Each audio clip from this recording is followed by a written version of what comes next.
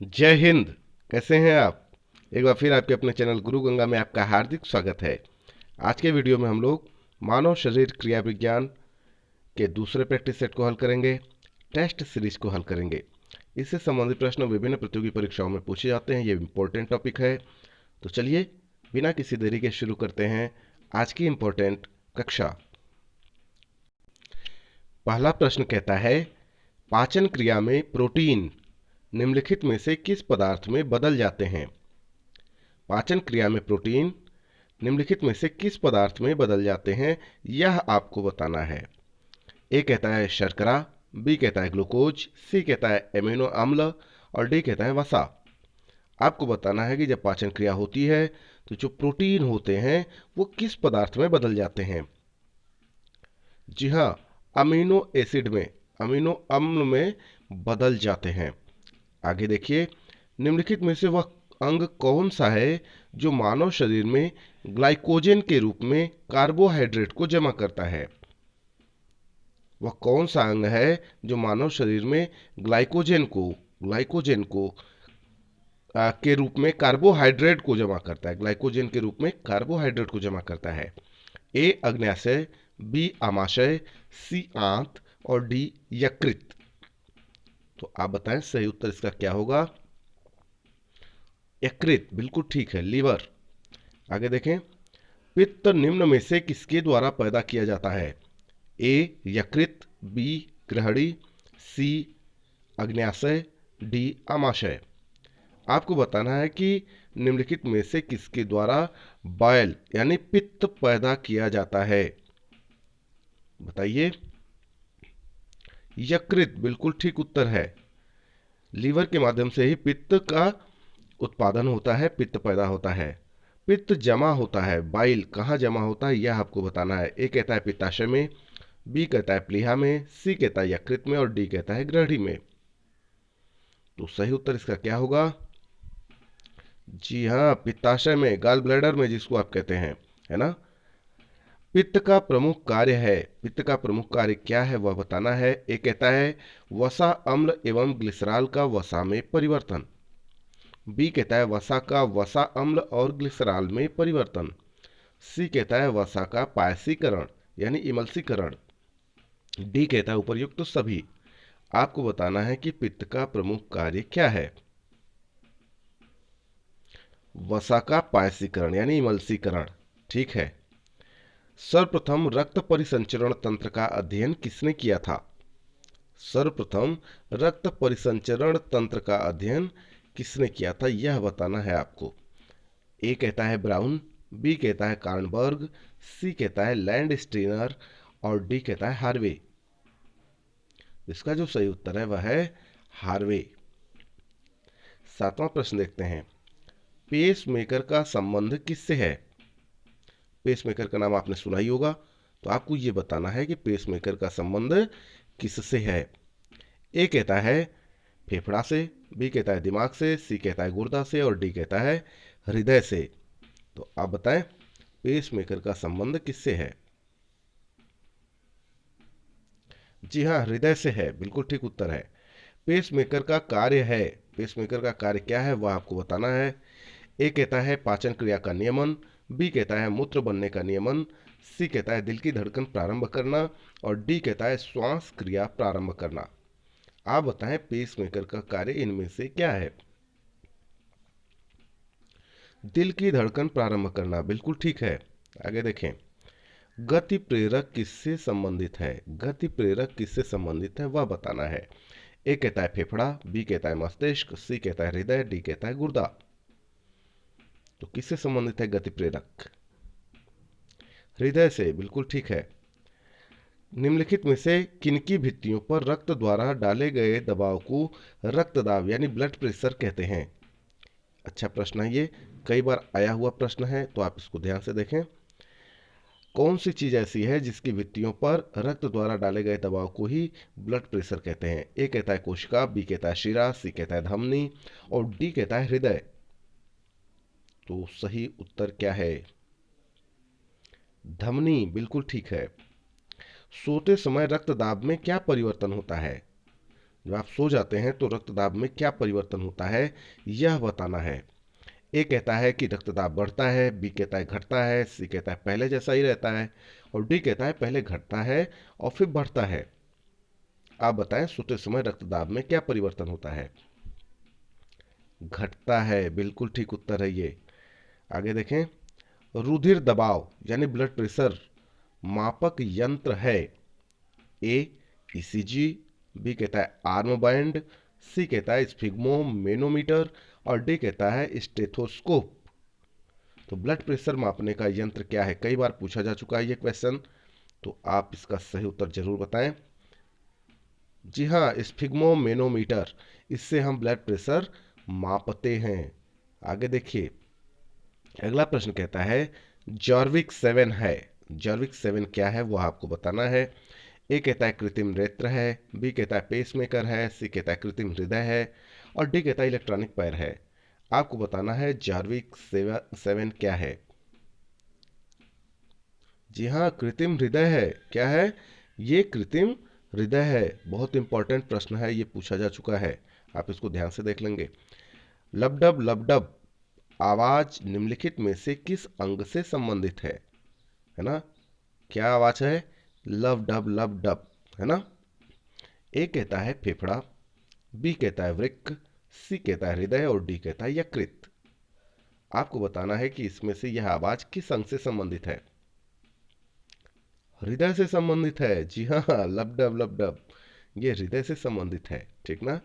आगे चलिए, मनुष्य के शरीर में हृदय को एक बार धड़कने के लिए कितना समय लगता है। ए कहता है 1 मिनट, बी कहता है 1 सेकेंड, सी कहता है 1.5 सेकेंड, डी कहता है 0.8 सेकेंड।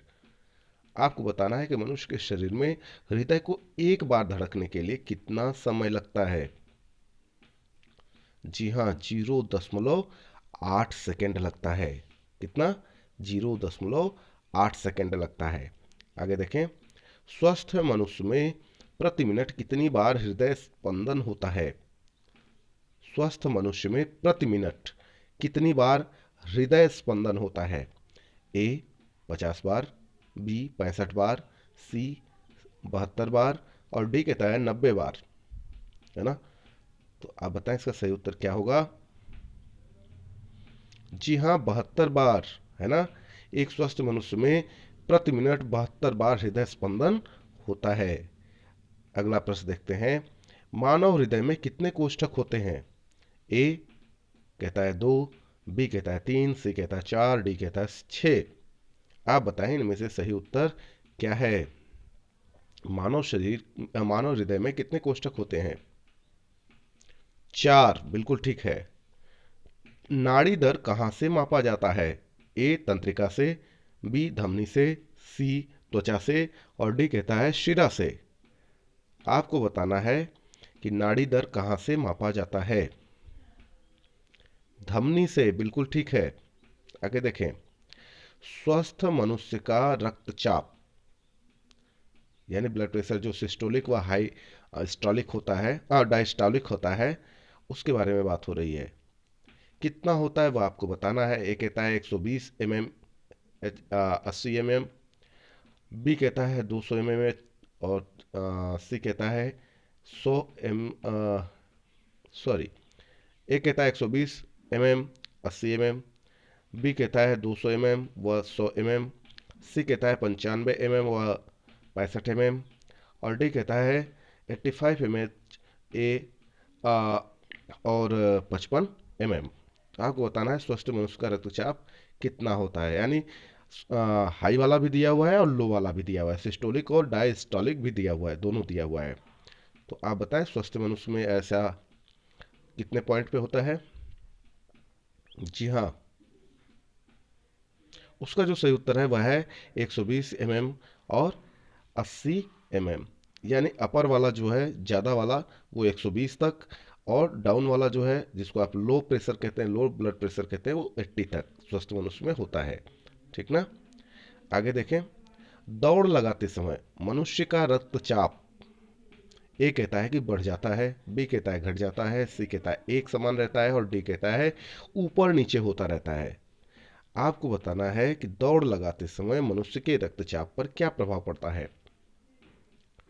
बढ़ जाता है, बिल्कुल ठीक है, ये तो सामान्य सी बात है, सब कोई जानता है ना। सामान्य जीवन काल में मनुष्य का हृदय कितनी बार धड़कता है। ए कहता है 1 अरब, बी कहता है 2 अरब, सी कहता है 4 अरब और डी कहता है 5 अरब। आपको बताना है कि सामान्य जीवन काल में मनुष्य का हृदय कितनी बार धड़कता है। 2 अरब बार। कितनी बार? 2 अरब बार धड़कता है। आगे देखें, मानव शरीर में हृदय का कार्य है। ए पंपिंग स्टेशन की तरह, बी तापक्रम बढ़ाना, सी शरीर को ऊर्जा देना और डी कहता है इनमें से कोई नहीं। आपको बताना है कि मानव शरीर में हृदय का कार्य क्या है। हाँ, पंपिंग स्टेशन की तरह इसका कार्य है, पंप करना, है ना। आगे देखें, अगला प्रश्न है, शरीर की विशालतम धमनी है। आपको बताना है शरीर की विशालतम धमनी कौन सी है। ए कहता है निलय, बी कहता है एरोटा, सी कहता है केशिका, डी कहता है वेना केवा। तो आप बताएं, शरीर की विशालतम धमनी इनमें से कौन सी है। एरोटा, बिल्कुल ठीक उत्तर है आपका। आगे देखें, अगला प्रश्न कहता है स्वस्थ मानव के शरीर में रक्त की कुल मात्रा कितनी होती है। ए शरीर के वजन का 15%, बी शरीर के वजन का 25%, सी कहता है शरीर के वजन का 7%, डी कहता है शरीर के वजन का 12%। आपको बताना है स्वस्थ मानव के शरीर में रक्त की कुल कितनी मात्रा होती है। जी हाँ, शरीर के वजन का 7%, 7%, यह मात्रा मनुष्य के शरीर में रक्त की होती है। जितना वजन होगा उसका 7%, ठीक ना। ये स्वस्थ शरीर की बात हो रही है। एक वयस्क में रक्त का औसत आयतन होता है। पूछा गया है ये, कई बार पूछा गया प्रश्न है, तो उसको आप ध्यान से देख लेंगे थोड़ा। 2 से 3 लीटर, बी कहता है 4 से 5 लीटर, सी कहता है 5 से 6 लीटर और डी कहता है 7 से 8 लीटर। आपको बताना है कि एक वयस्क व्यक्ति में रक्त का औसत आयतन कितना होता है। 5 से 6 लीटर। कितना? 5 से 6 लीटर। अगला प्रश्न देखिए, अगला प्रश्न कहता है मानव रक्त का पीएच मान होता है। ए 8.0, बी कहता है 9.4, सी कहता है 7.4, डी कहता है 9.2। आपको बताना है मानव रक्त का पीएच मान कितना होता है। जी हाँ, 7.4 होता है। कितना होता है? 7.4 होता है। मानव शरीर में ब्लड बैंक यानी रुधिर बैंक का कार्य कौन करता है। इंपॉर्टेंट है, कई बार आया हुआ प्रश्न है ये। ए कहता है तिल्ली, बी कहता है यकृत, सी कहता है हृदय और डी कहता है फेफड़ा। मानव शरीर में ब्लड बैंक का काम कौन करता है। जी हाँ, तिल्ली करती है। कौन करता है? तिल्ली, ठीक ना। आगे देखें, मानव रक्त प्लाज्मा में प्रायः पानी की प्रतिशत मात्रा में कितनी भिन्नता होती है। तो ए कहता है 60 से 74%, बी कहता है 70 से 72%, सी कहता है 80 से 82% और डी कहता है 90 से 92%। आपको बताना है कि मानव रक्त प्लाज्मा में प्रायः पानी की प्रतिशत मात्रा में कितनी भिन्नता होती है। 80 से 82% इसका सही उत्तर है। आगे देखें, रक्त में पाई जाने वाली धातु कौन सी है। A zinc, B calcium, C sodium, D लोहा। आपको बताना है रक्त में पाई जाने वाली धातु इनमें से कौन सी है, ठीक ना। तो बताएं। जी हाँ, लोहा, आयरन, ठीक ना। रक्त का शुद्धिकरण कहाँ होता है। ए यकृत में, बी हृदय में, सी किडनी में और डी कहता है फेफड़े में। आपको बताना है रक्त का शुद्धिकरण कहाँ होता है।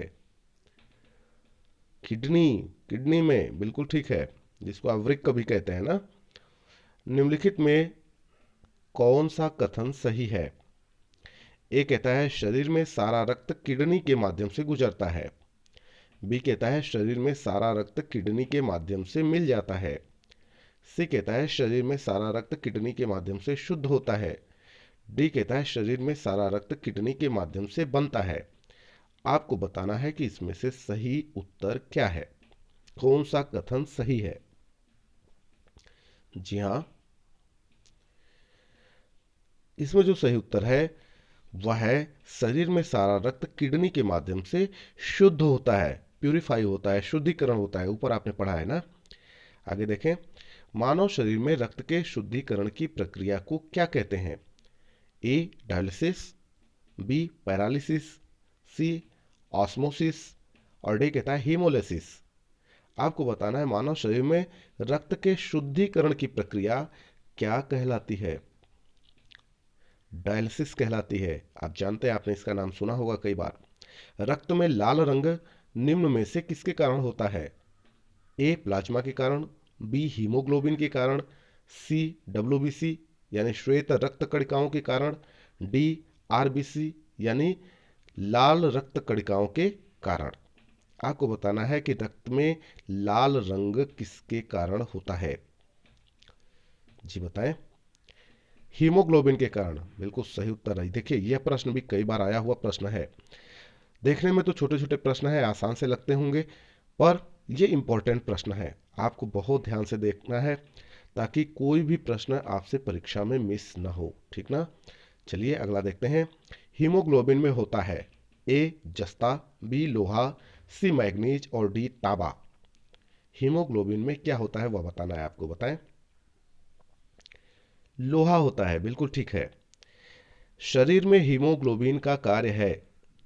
हीमोग्लोबिन का क्या कार्य है शरीर में, वो आपको बताना है। ए कहता है ऑक्सीजन का परिवहन, बी कहता है लौह का उपयोजन, सी कहता है रक्ताल्पता का निवारण और डी कहता है जीवाणुओं का नाश। शरीर में हीमोग्लोबिन का कार्य क्या है? ऑक्सीजन का परिवहन, बिल्कुल सही उत्तर है ये। बहुत ध्यान से आप देखें, ऑक्सीजन के परिवहन का कार्य करती है हीमोग्लोबिन, ठीक ना। अगला प्रश्न कहता है हीमोग्लोबिन किसका महत्वपूर्ण घटक है? हीमोग्लोबिन किसका महत्वपूर्ण घटक है यह बताना है आपको।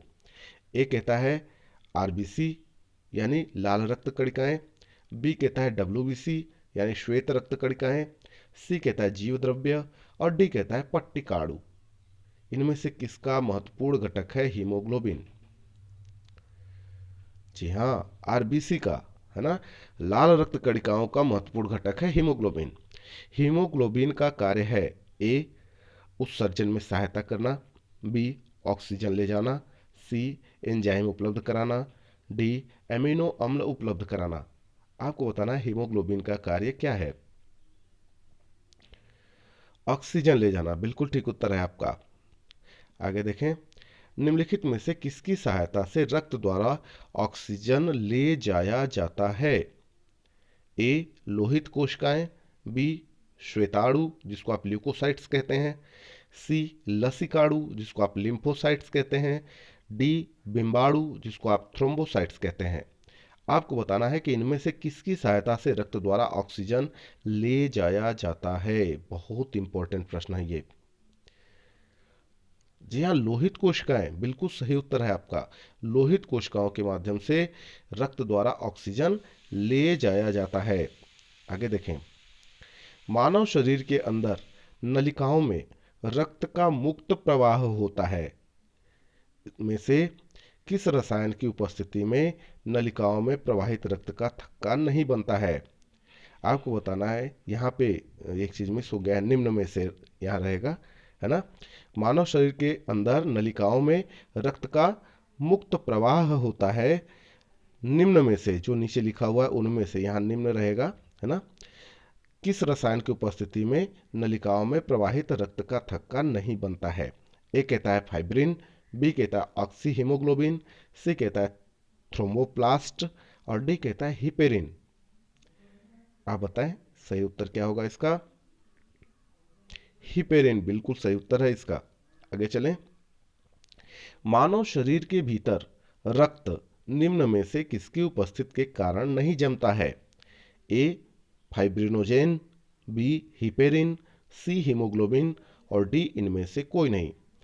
आपको बताना है कि मानव शरीर के भीतर जो रक्त होता है वो निम्नलिखित में से किसकी उपस्थिति के कारण जमता नहीं है? जी हाँ, हिपेरिन के कारण। हिपेरिन के कारण जो ब्लड होता है वो मानव शरीर में जमता नहीं है, ठीक है। और अगला प्रश्न देखें, रुधिर के प्लाज्मा में निम्नलिखित में से किसके द्वारा एंटीबॉडी निर्मित होती है? ए न्यूट्रोफिल, बी लिम्फोसाइट, सी इओसिनोफिल और डी कहता है मोनोसाइट। ये इंपॉर्टेंट प्रश्न है, बताएं। रुधिर के प्लाज्मा में इनमें से किसके द्वारा एंटीबॉडी निर्मित होती है? हाँ, लिम्फोसाइट के द्वारा एंटीबॉडी का निर्माण होता है रुधिर के प्लाज्मा में, लिम्फोसाइट। ये इंपॉर्टेंट है, आप ध्यान से इसको देखेंगे। आपको रटने की बिल्कुल आवश्यकता नहीं है, केवल आप प्रैक्टिस सेट को 1-2 बार हल कर लें तो आपको चीज़ें आसानी से याद हो जाएंगी, परीक्षाओं में चीज़ें मिस नहीं होंगी। यदि यह वीडियो आपको पसंद आता है तो उसे लाइक जरूर करें, अपने मित्रों में शेयर करना ना भूलें। चैनल पर नए हैं तो चैनल को सब्सक्राइब करके बेल आइकन को जरूर प्रेस कर दीजिए ताकि प्रत्येक इंपॉर्टेंट वीडियो की नोटिफिकेशन आपको भी समय से मिलती रहे। और फिर मिलते हैं अगले इंपॉर्टेंट वीडियो में, तब तक के लिए आप सभी लोगों को जय हिंद।